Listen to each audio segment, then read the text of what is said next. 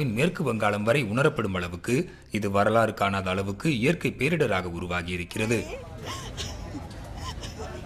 Myanmar ராணுவ அரசின் தரவுகளின்படி தற்போது வரை 1000 பேர் நிலநடுக்கத்தால் உயிரிழந்திருப்பதாகவும் 2000க்கும் அதிகமானோர் காயமடைந்திருப்பதாகவும் தெரிவிக்கப்பட்டிருக்கிறது.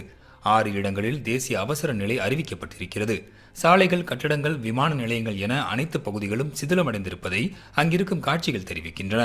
ஆனால் ராணுவ ஆட்சி நடைபெறும் மியான்மரில் இணைய வசதி கட்டுப்படுத்தப்பட்டிருப்பதால் உண்மையான பாதிப்பு என்ன என்பதை அறிய இன்னும் சில நாட்கள் ஆகலாம் என கூறப்படுகிறது. ஆனால் நிலநடுக்கத்தின் தாக்கத்தை பார்க்கும்போது மோசமான உள்கட்டமைப்பு கொண்டிருக்கும் மியான்மரில் குறைந்தது 10,000 பேராவது உயிரிழந்திருக்கலாம் என அமெரிக்காவின் புவியியல் மையம் தெரிவித்திருக்கிறது.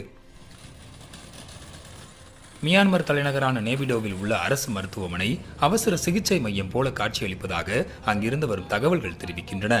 நிலநடுக்கத்தில் அந்த மருத்துவமனையும் பாதிக்கப்பட்டிருப்பதால் காயமடைந்தவர்களுக்கு மருத்துவமனை